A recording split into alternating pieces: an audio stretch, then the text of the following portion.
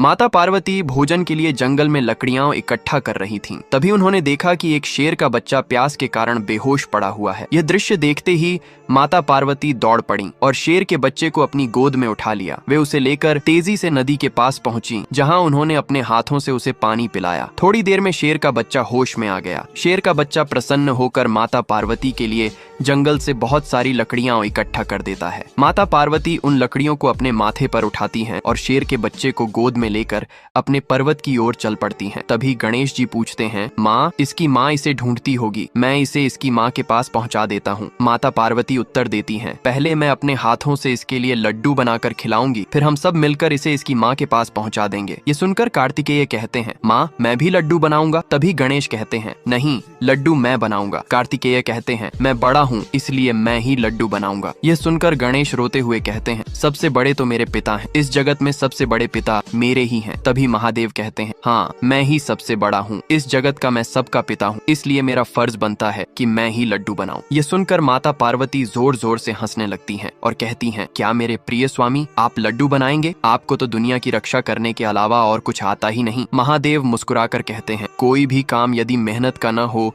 तो उसे करना ही नहीं चाहिए, और मुझे तो वही काम पसंद है जिसमें कड़ी मेहनत हो। मैं यह करके दिखाऊंगा। माता पार्वती फिर हंसते हुए कहती हैं, ठीक है, मैं इंतजार करती हूँ, आप बनाइए। तभी महादेव एक बड़ी कड़ाही में एक बहुत बड़ा लड्डू बना देते हैं। उस विशाल लड्डू को देखकर माता पार्वती, गणेश, कार्तिकेय और शेर का बच्चा डर जाते हैं। महादेव कहते हैं, डरो मत, मैंने यह लड्डू अपनी मेहनत से बनाया है। गणेश कहते हैं, पिताजी, मैंने इतना बड़ा लड्डू कभी नहीं खाया, आपने मेरे लिए इतना बड़ा लड्डू बनाकर माँ से जीत हासिल कर ली। महादेव कहते हैं, बेटा, यह लड्डू तुम्हारे लिए है, मैं इस जगत का सबसे बड़ा पिता हूँ, इसलिए मैंने सबसे बड़ा लड्डू बनाया है। इसके बाद महादेव गणेश को उठाकर उस बड़े लड्डू के ऊपर बैठा देते हैं। जो छोटे छोटे लड्डू बने होते हैं वे कार्तिकेय और शेर के बच्चे को दे देते हैं। सभी आनंद पूर्वक लड्डू खाने लगते हैं। तभी माता पार्वती कहती हैं, मैं तो आपकी इस बड़ी लड्डू को देखकर हार ही गई। यह सुनकर सभी जोर जोर से हंसने लगते हैं। फिर भी नन्हा गणेश बोल रहे हैं, मेरे जगत पिता के लिए किसी ने लाइक और कमेंट नहीं किया है।